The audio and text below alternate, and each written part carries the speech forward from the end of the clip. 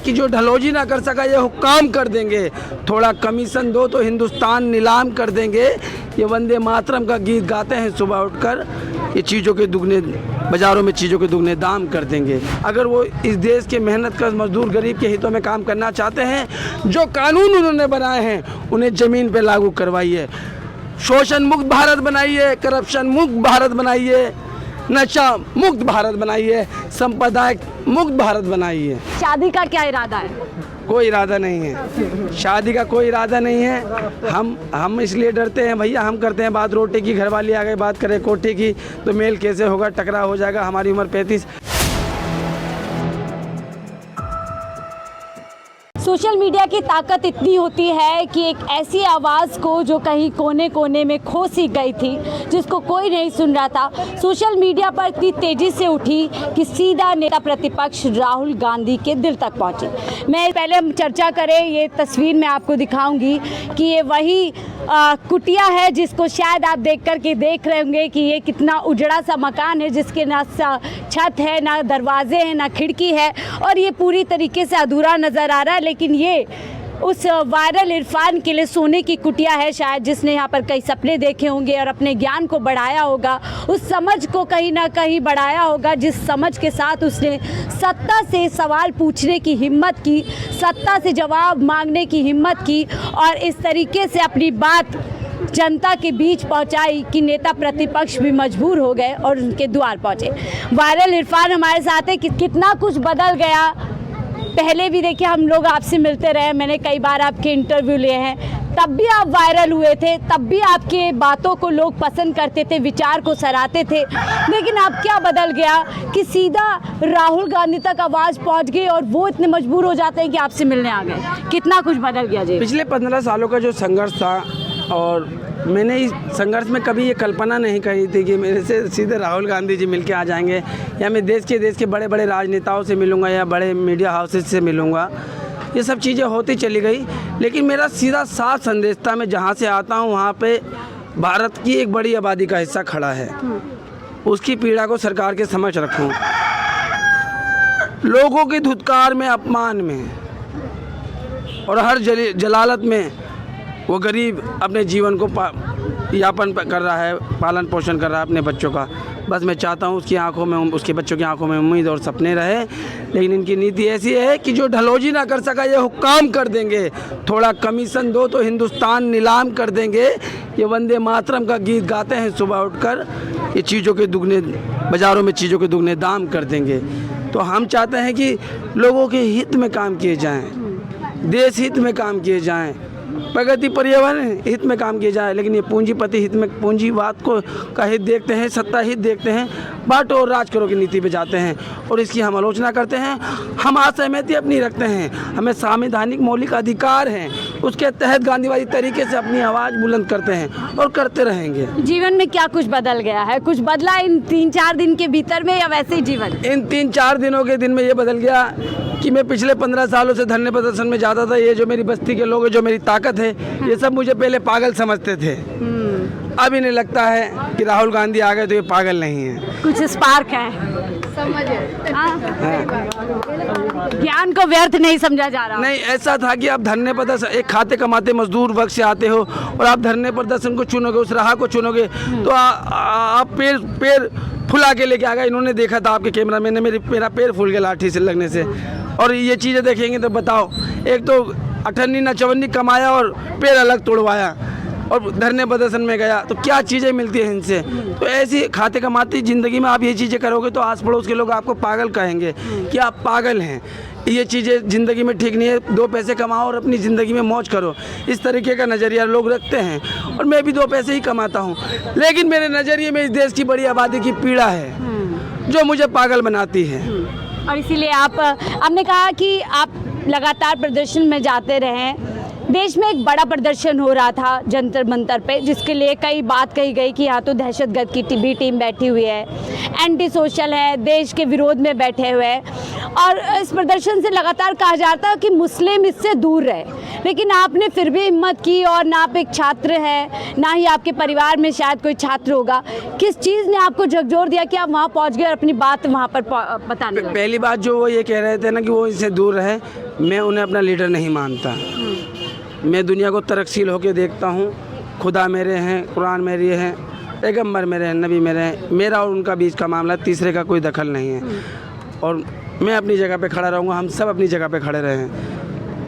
हक की बात जब भी होगी, जुल्म की बात जब भी होगी, तो हम जिंदा दिल लोग वहाँ मौजूद होंगे।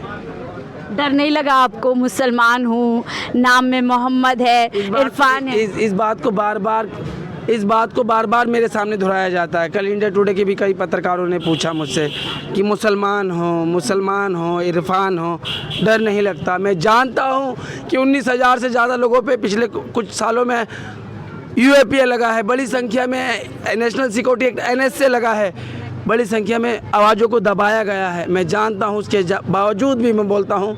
इसलिए मैं बोलता हूँ कि उन पवित्र आत्माओं ने जिस तरीके का संविधान बनाया है, अनेकता में एकता दी है, सबको एक सुर में बांधा है, और वो मुझे ये अधिकार देता है कि मैं गांधीवादी तरीके से अपनी बात रख सकूं, चाहे उनकी हिटलर शाही या तानाशाही मेरे पे है भी हो, लेकिन मैं उस संविधान के सहारे उनके सामने बोल पाता हूं, और ये नहीं देखता कल वो मेरे साथ क्या होगा।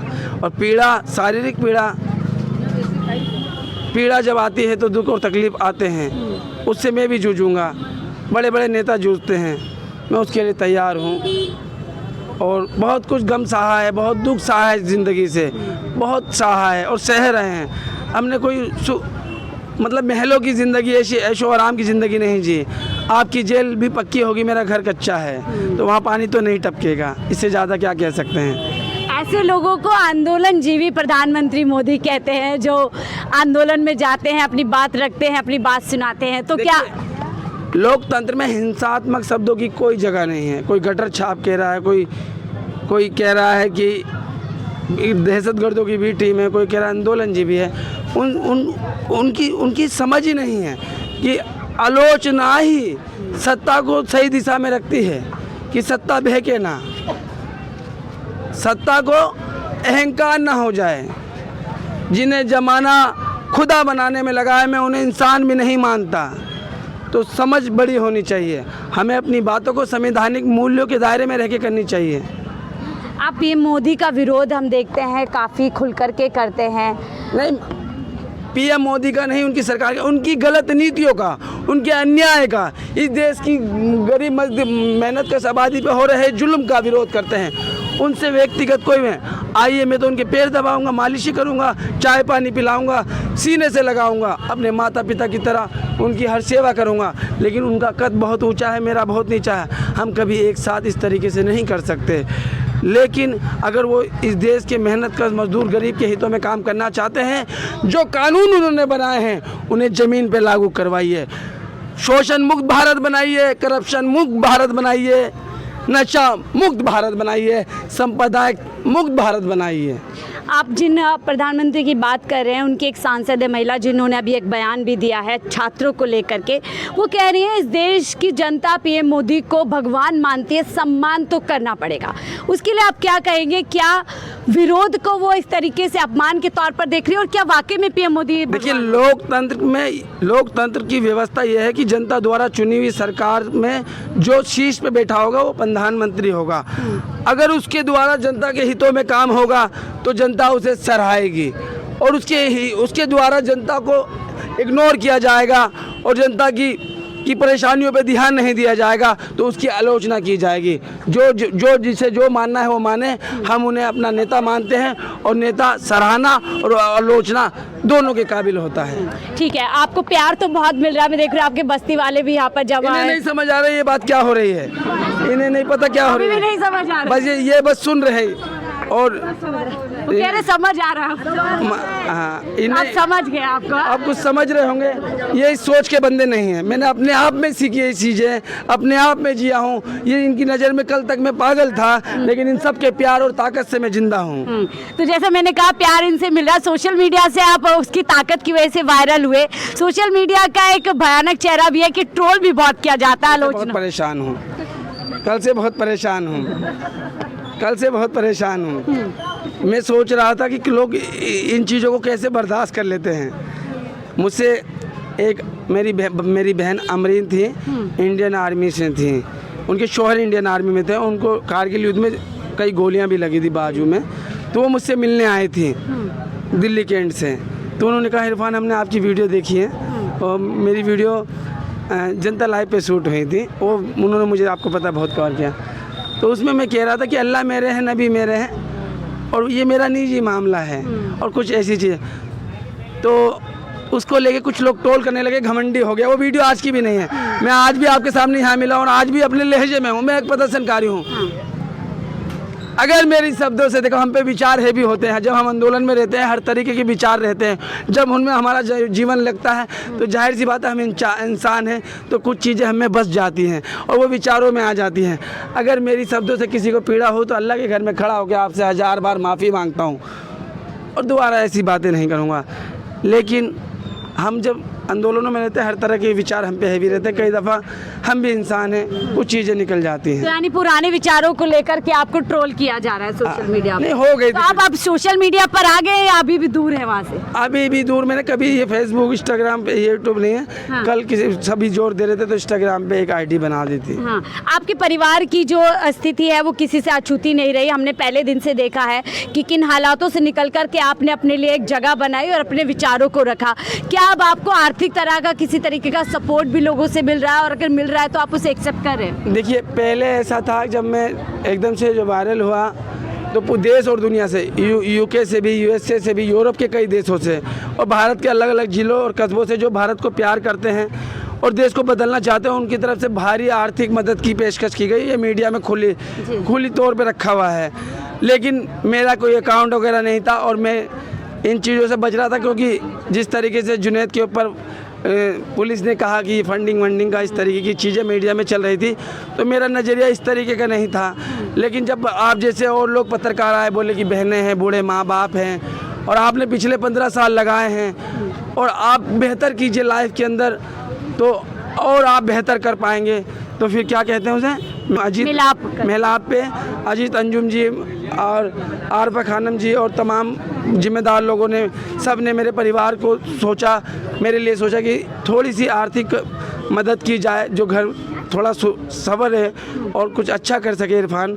तो उन्होंने उस पर मेरा अकाउंट बना दिया और जिसे लगता है कि इरफान को कुछ आर्थिक मदद की जाए, इरफान को बेहतर किया जाए और इरफान लोगों को बेहतर करे।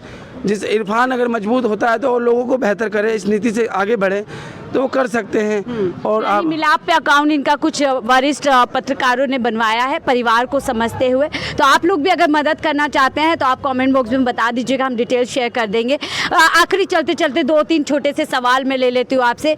राहुल गांधी के बारे में आपका एक वर्ड में आप क्या कहना चाहेंगे उनके लिए? महान, वीर, सहनशील। क्या चाहते हैं देश में आगे तरक्की किस तरीके से करे, राजनीति पे उनका क्या पद है? वो गांधी अंबेडकर की सोच के व्यक्ति हैं, भगत सिंह, अशफाकुल्लाह खान की सोच के, यूनिटी इक्वालिटी पे विश्वास रखने वाले व्यक्ति हैं। प्रगतिशील सोच है, शिक्षित है, समझदार हैं और बहुत विष पिया है, बहुत सहनशीलता है। सबको लेके चलेंगे, एक साथ लेके चलेंगे और भारत उनके कार्यकाल में बहुत आगे बढ़ेगा। वो देश के प्रधानमंत्री बनने में ईश्वर से कामना करता हूँ। भारत की तमाम मेहनतकश आबादी से विनती और अनुरोध करूँगा कि अभी हमारे पास समय है उनके जीवन को समझने और पढ़ने और महसूस करने के लिए। पीएम मोदी को क्या सुझाव या नसीहत देना चाहेंगे? उन्हें ये कहना चाहूँगा कि लोकतंत्र में असहमति को स्वीकारिए। एंटी नेशनल दहशतगर्दी कहने से बेहतर होगा कि हम बैठ के दोनों तरफ से बातचीत करें और उस गिले शिकवे को दूर करके संवैधानिक मूल्यों के दायरे में रह के उनका मसलों का हल निकालें। डायरेक्टली जुमले मतलब डब्ल्यू गैंग और टुकड़े गैंग या दहशतगर्दों की बी टीम कहना यह हिंसात्मक शब्द है। सरकार को इन शब्दों से बचना चाहिए। ये देश में नफरत पैदा करते हैं, छात्रों को छात्रों से, मजदूर को और इंसान को इंसान से और मानवता को मानवता से लड़ाने का काम करते हैं। उस मीडिया के लिए क्या कहेंगे जो इस सोच को और मजबूती देती है अपने चैनल के? उनसे अभी कुछ नहीं कह सकते। जुल्म की रात चाहे जितनी भी लंबी हो, सवेरा एक दिन निकलेगा और इस व्यवस्था को ठीक करेंगे। वो ऐसे ठीक होने वाला नहीं, वो पूंजीवाद की चौखट पे रेंगता है, वो सब उन्हीं का है। आखिरी सवाल और बहुत ज़रूरी सवाल है जो राहुल गांधी से भी पूछा गया, सलमान खान से भी, शादी का क्या इरादा है? कोई इरादा नहीं है, शादी का कोई इरादा नहीं है। हम इसलिए डरते हैं भैया, हम करते हैं बात रोटी की, घरवाली आ गई बात करें कोठी की तो मेल कैसे होगा, टकरा हो जाएगा। हमारी उम्र 35, थोड़े समय के बाद 45-50 हो जाएगी, चल देंगे आप रिजर्वेशन। शादी से डर रहे हैं, पीएम मोदी की तरह हौसला नहीं है आपके पास? नहीं, शादी से नहीं डर रहे हैं, हम जिंदगी में सोच से डर रहे हैं। बहुत सी चीज़ें हैं, हमारी सोच एक अलग तरह की सोच है, लोग अपने लिए सोचते हैं और हम जैसे पागल लोग जो है इस देश को करोड़ों लोगों में अपने आप को समा के बात करते हैं। जो हम ये सोचते हैं कि इस पागलपन में जो शामिल ना होगा वो हर शख्स मारा जाएगा। तो अगर कोई आपके विचारों जैसी लड़की आप में इंटरेस्टेड होती है शादी करने, जो आपके साथ आपकी तरह पागल हो जाए, तो क्या इरादा बनेगा कुछ आपका शादी करने? तो हम 2 क्रांतिकारी बनेंगे, हम बिना शादी के भी क्रांतिकारी बनेंगे और साफ सुथरे नज़रिए के साथ साफ सुथरे समाज के लिए लड़ेंगे। चलिए देखिए, ऑफर यहाँ पे ओपन है, कोई अगर पूरी तरीके से इरफान के विचारों से मेल खाता हो, उसके साथ पागल बनने के लिए ख्वाहिशमंद हो तो कांटेक्ट कर सकता है। यहाँ से आगे चलते हैं और इरफान के घर के हालात आपको दिखाते हैं, जिस घर में देश के नेता प्रतिपक्ष राहुल गांधी पहुँचे, जिसको देश की सत्ता में बैठे लोग कहते हैं कि ये तो शहजादा है।